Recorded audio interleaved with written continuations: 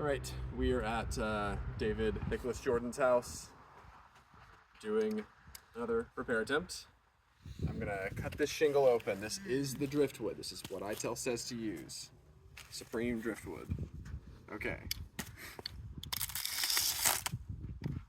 First time opening this bundle up.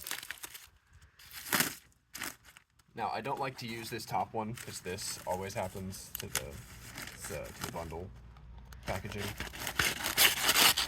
And they get damaged sometimes too because it's on top.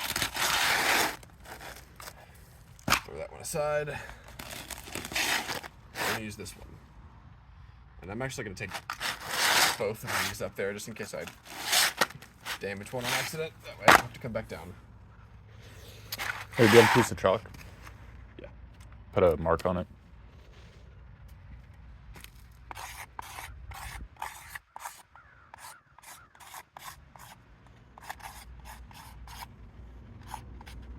This one, right? And put something on that one too. Just gonna do X's above.